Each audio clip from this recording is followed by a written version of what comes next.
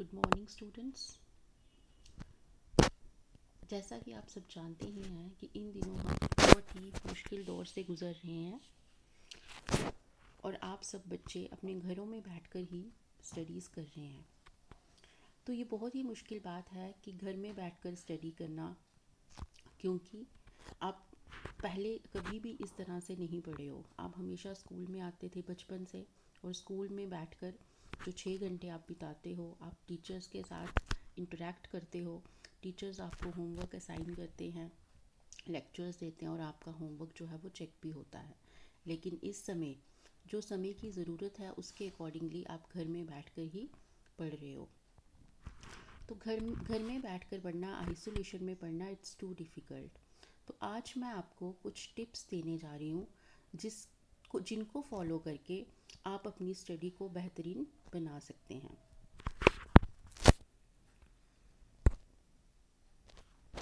तो जब भी आप स्टडी करने के लिए बैठे, आप देख रहे होंगे कि आपके पास बहुत सारा मटेरियल जो है वो आपको मिल रहा है ऑनलाइन।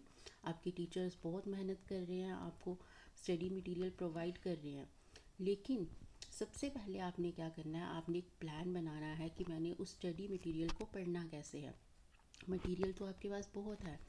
सबसे पहले आप क्या करिए कि जैसे आप देख रहे हो कि आपके पास फ़ोन है, डिजिटल ऐप्स के थ्रू आप पढ़ रहे हो, लेकिन अब उससे पहले आप एक प्लान बनाइए, और प्लान हमेशा पेपर पे ही बनाइए, नोटबुक पे या नोटपैड पे, ताकि आपको याद रहे कि मैंने करना क्या है।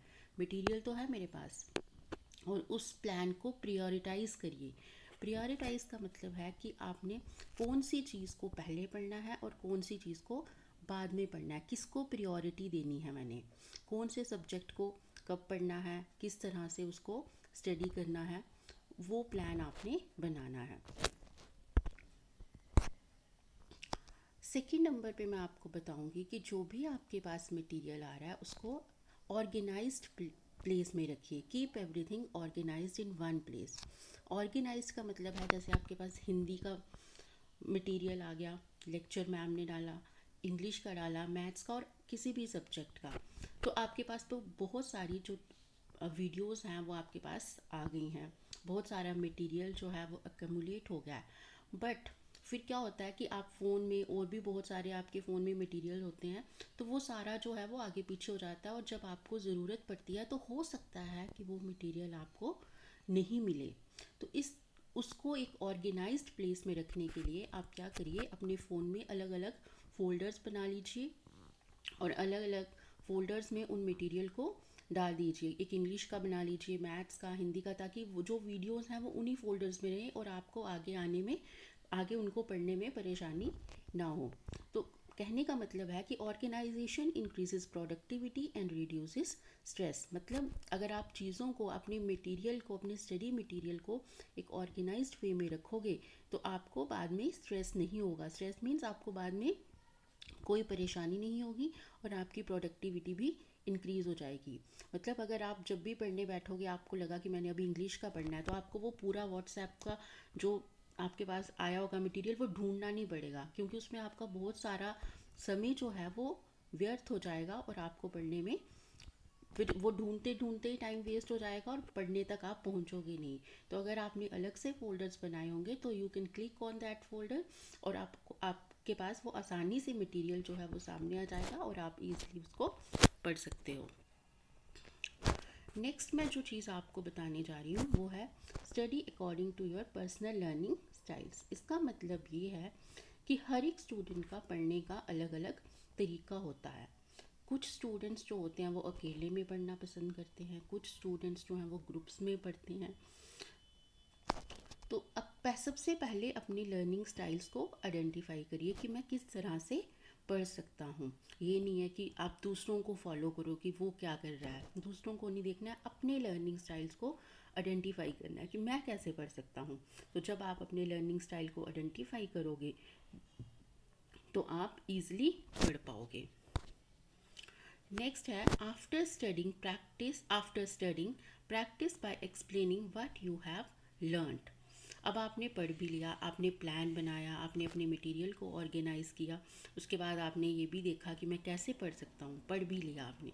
लेकिन जब आपने पढ़ लिया, लेकिन जब तक आप उस पढ़े हुए मटेरियल को प्रैक्टिस नहीं करोगे तब तक आपको पता नहीं चलेगा कि मैंने क्या लर्न किया है। तो प्रैक्टिस इज़ वेरी इम्पॉर्टेंट। तो प्रैक्टिस आप कैसे करोगे?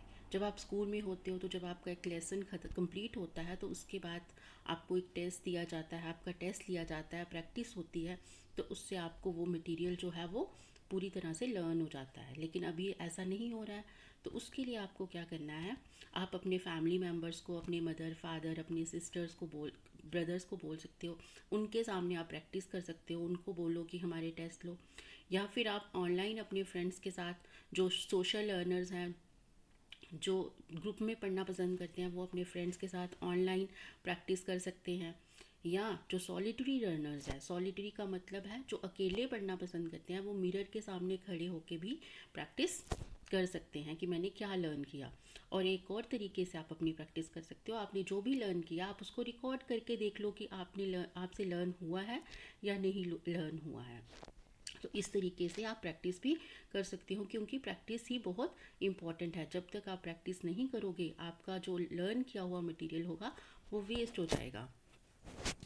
नेक्स्ट जो सबसे इम्पॉर्टेंट पॉइंट है जो मैं आपको अब बताने जा रही हूँ वो है कि सपोर्ट विद टाइम मैनेजमेंट, कि अपने टाइम को सबसे पहले मैनेज करिए। टाइम मैनेजमेंट जो है वो बहुत ही इम्पॉर्टेंट है, मैनेजमेंट ही बहुत इम्पॉर्टेंट है, लेकिन टाइम को कैसे मैनेज करना है वो सबसे ज़्यादा इम्पॉर्टेंट है। हर एक इंसान के पास लाइफ में 24 आवर्स ही होते हैं, लेकिन हर इंसान उस टाइम को 24 आवर्स को किस तरह से मैनेज करता है वो उसके ऊपर डिपेंड करता है। तो आपकी स्टडी है, आपने पढ़ना है और आपने ये देखना है कि मैंने कितना समय जो है वो अपनी स्टडी को देना है। क्योंकि जैसे जब आप स्कूल में होते थे तब आपको पता होता था मैंने 6 घंटे पढ़ना है स्कूल में, उसके बाद घर जाना है, अपना होमवर्क करना है, अपनी रिवीजन करनी है। लेकिन इस समय आप घर में हो तो आपके पास सारा समय आपका है, और आपका वो उस समय को आपने प्रॉपरली यूटिलाइज़ करना है, अपना टाइम टेबल बनाना है, उसके अकॉर्डिंगली आपने पढ़ना है।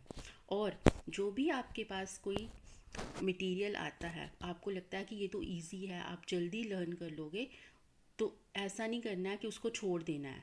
Don't put off small task, छोटी चीज़ों को छोड़ नहीं देना है, उनको भी करना है, उनको पहले कर लेना है। और अगर आपके पास कोई डिफ़िकल्ट मटेरियल आता है तो ज़रूरी नहीं है कि आप उसको इकट्ठा ही लर्न करो।